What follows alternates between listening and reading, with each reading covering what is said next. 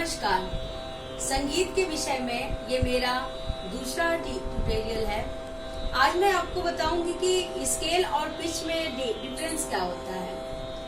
तो पिच जानने से पहले एक चीज आपको समझना ये बहुत ही जरूरी है कि आप देखिए कि किसी भी कीबोर्ड हो, हारमोनियम हो, बड़े जो पियानो होते हैं वुड के, आप सब में देखोगे कि ये 7 black 1 2 3 4 5 7 black and 1 2 3 4 5 6 7 white notes का सेट होता है। मतलब 7 white notes and 5 black notes. यही आपको सेट, इसके कई पार्ट, जैसे इसमें भी आप देखिए 1 2 3 4 एंड 5, ये 5 सेट है। लेकिन देखिए जो सेट है उसमें 5 ब्लैक एंड 7 ही कीज हैं। जैसे कि 1 2 3 4 5 6 7 1 2 3 4 5 1 2 3 4 5 ब्लैक 1 2 3 4 5 6 7 व्हाइट 1 2 3 4 5 ब्लैक 1 2 3 4 5 6 7 व्हाइट।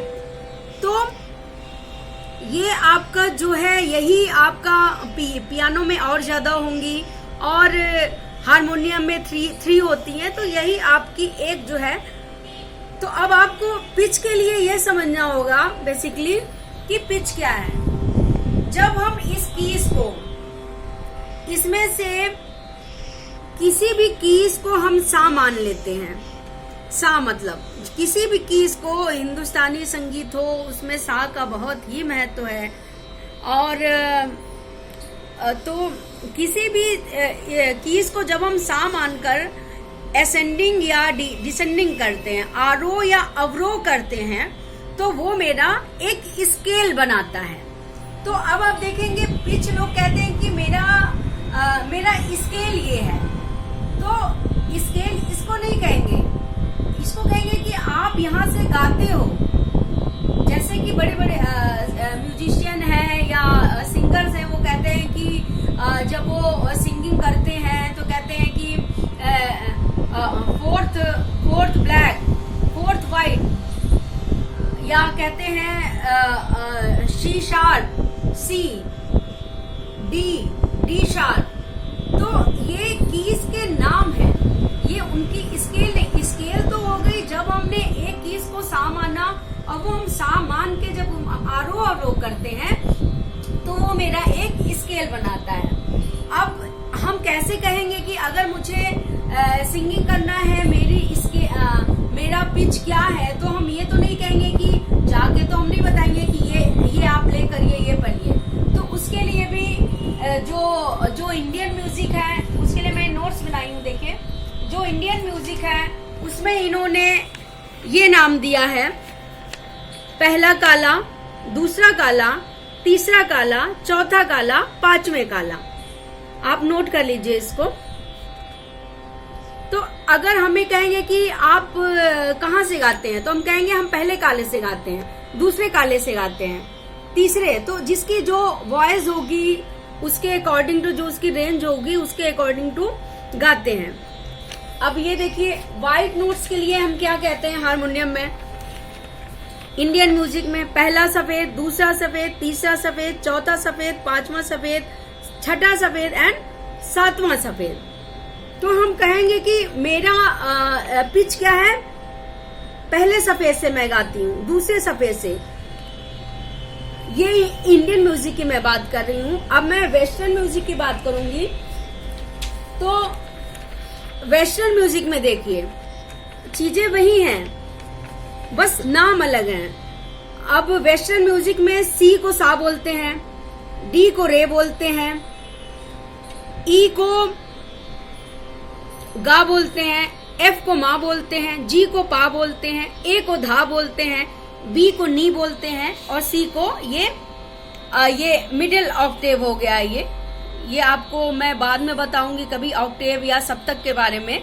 तो आप ये जान लीजिए अभी थोड़ा सा रफली कि जो बीच की कीज होती हैं उसको जो 20 की कीज होती हैं उसको मिडल बोलते हैं, उसके पहले जो होती हैं वो लोअर हैं और मिडल के बाद जो होती हैं वो हायर हैं। तो इसमें आपको ये सारे नाम ये आप ये नोट कर सकते हैं। तो आप ये जब नोट करोगे तो आपको अच्छे से लर्न हो जाएगा।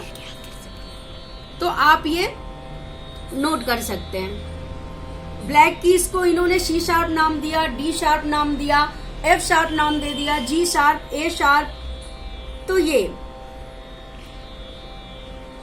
अब ये तो हो गया पिच और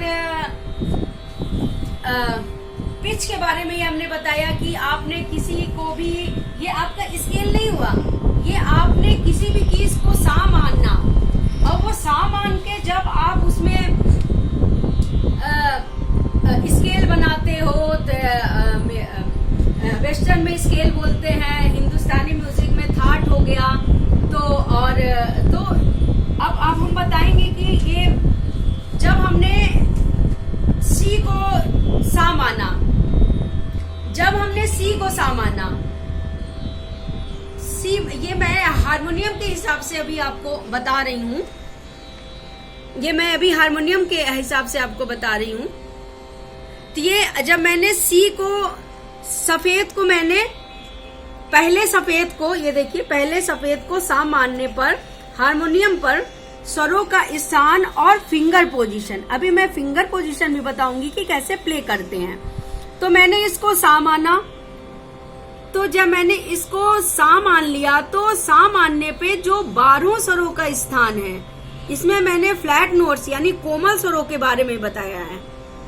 जो मैंने सा को माना तो सा, इसमें मैंने पहले सफेद को सा मानने पर जितनी भी कीज है उस पे जो स्वरों का स्थान है वो इस प्रकार से होगा।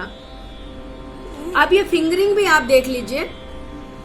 फिंगरिंग आपकी है, फिंगरिंग आपकी है ये पहले अगर मैंने पहले सफेद को सा मान के मैंने किया तो ये ऐसे होगा, सारे गा, देखिए thumb, second finger, index, thumb, index, middle, ring and pinky, ये फिंगर पोजीशन होगी इसकी। अगर मैंने सफेद को सा मान के आरो और रे किया, मतलब आरो और रो किया, सफेद को सा मानने पर एक स्केल बनाया, तो ये आपका इसकी फिंगर पोजीशन ऐसे प्ले करेंगे, थंब, इंडेक्स, मिडल, देखिए ऐसे जाएगी finger, middle, index, middle, ring, pinky, ring, middle, index, thumb, middle, index. तो ये है पोजीशन। ये मैं हारमोनियम के हिसाब से अभी आपको बता रही हूँ। वो मैं जब कीबोर्ड में दोनों हैंड से प्ले होता है तो वो मैं बाद में कभी बनाऊंगी ट्यूटोरियल, तो मैं आपको बताऊंगी। अभी आप बस इतना समझिए कि आपने अब मैंने एक एक करके ट्यूटोरियल में बनाऊंगी। आज मैंने आपको बताया कि ये सा को सा मानने पर स्वरों का स्थान क्या होता है, कोमल स्वरों का एंड शुद्ध स्वरों का क्या स्थान होता है, फिंगर पोजीशन क्या है, ये आप इसको नोट कर सकते हैं। तो आपके लिए इजी हो जाएगा प्ले करना। और देख लीजिए, आप ये नोट कर सकते हैं।